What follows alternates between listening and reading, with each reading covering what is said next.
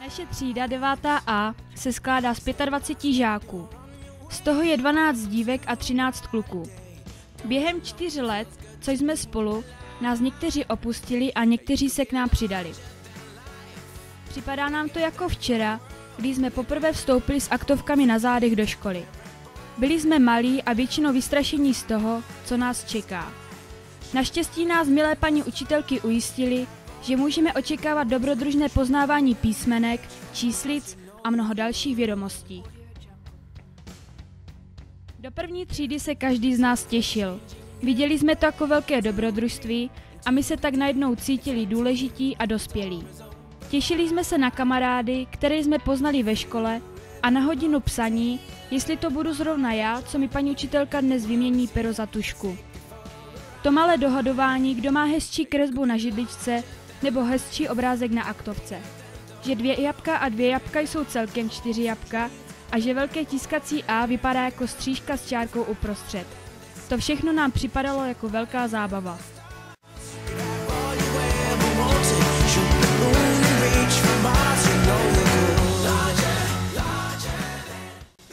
Ve 3. třídě jsme se začali všichni učit angličtinu, což byl pro nás problém, protože jsme pořádně ještě nezvládali ani češtinu. A aby toho nebylo málo, museli jsme se začít učit i vyjmenovaná slova a dokonce i malou násobilku. Za odměnu, jak jsme plně pracovali a vzorně se učili, jsme jeli na několik dnů na školu v přírodě.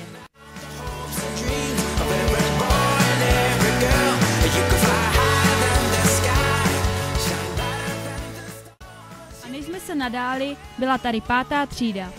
Násobilku či vyjmenovaná slova jsme přímo sypali z rukávu. Bohužel se blížil konec školního roku, kdy jsme se museli rozloučit s několika spolužáky, protože jsme přestupovali na gymnázium nebo na jinou školu. I s našimi třídními učiteli jsme se museli rozloučit, protože nás čekal 2. stupeň s novými učiteli, žáky a předměty.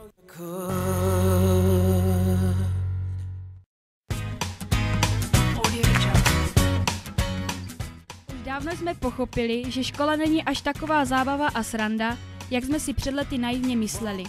Ale stejně jsme se těšili, až budeme na 2. stupni a tím také o level výš.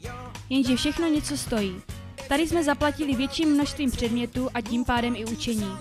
Navíc si musel každý zvykat na nové spolužáky, které jsme dostali kvůli rozpadu 5. B. Na novou třídní učitelku jsme si museli zvykat, takže procházka růžovým sadem to rozhodně nebyla. Avšak více jsme se poznali na školním výletě. Archeoskanzen Modrá.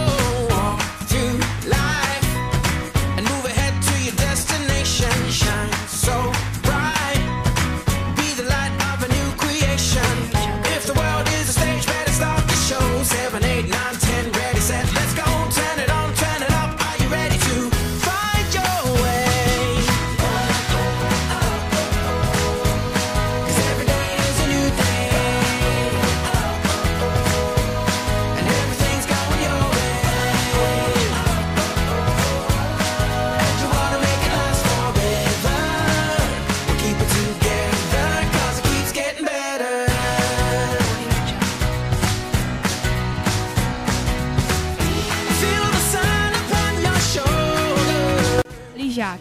Pro nás týden odpočinku, kdy učitelé na nás neječeli a nenutili nás se učit. Bohužel na lyžařský výcvik, který se konal v Petříkově, jelo jen pár lidí z naší třídy a tak jsme si ho nemohli užít jako celá třída.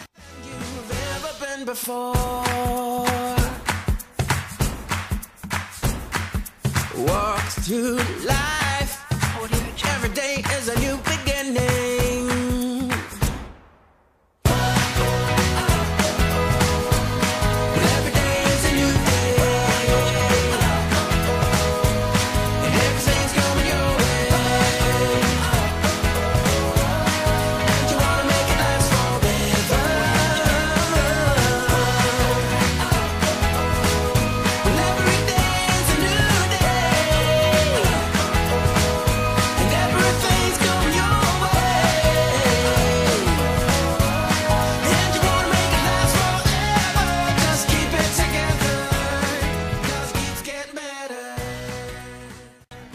2 nové předměty. Chemie a druhý cizí jazyk. Učení přibývá, vysvědčení jsou pro nás momentálně důležitá. Pomalu přemýšlíme o naší budoucnosti a na poslední chvíli naháníme dosažení co nejlepších výsledků. Puberta je u nás v plném proudu a tak toto období není ani pro učitele jednoduché.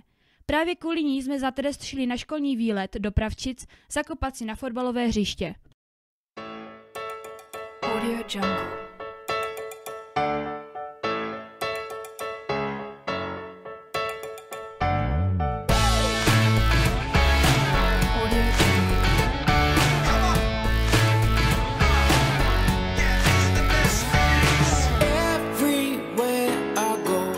I feel so alive. Audio Jungle. Yeah, I'm happy head to toe. I'm in overdrive. Audio Jungle. You're right. Clear those clouds away. I can feel this. Kostky jsou vrženy.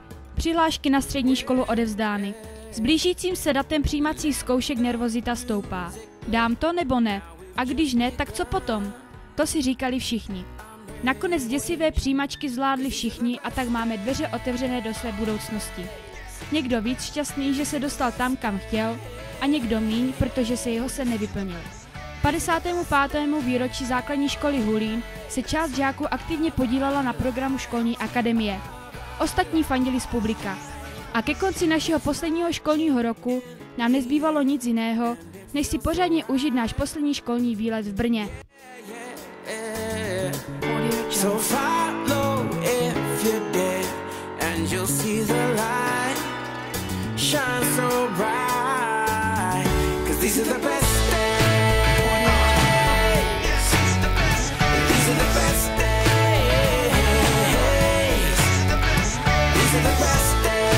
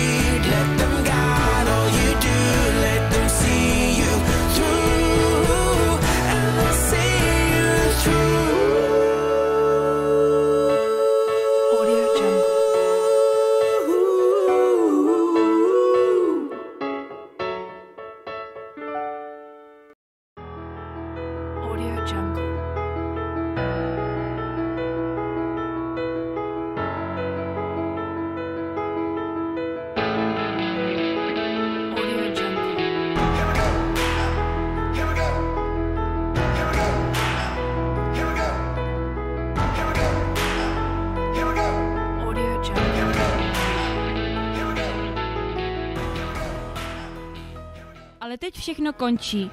9 dlouhých let na základní škole je za námi a nám nic jiného nezbývá, než se s vámi rozloučit. Děkujeme především všem učitelům za dobrou přípravu na střední školu a nejen na ní, a naší paní třídní učitelce magistře Marii Černoškové, že měla po celé 4 roky s námi takovou trpělivost. Za to jí patří velký dík.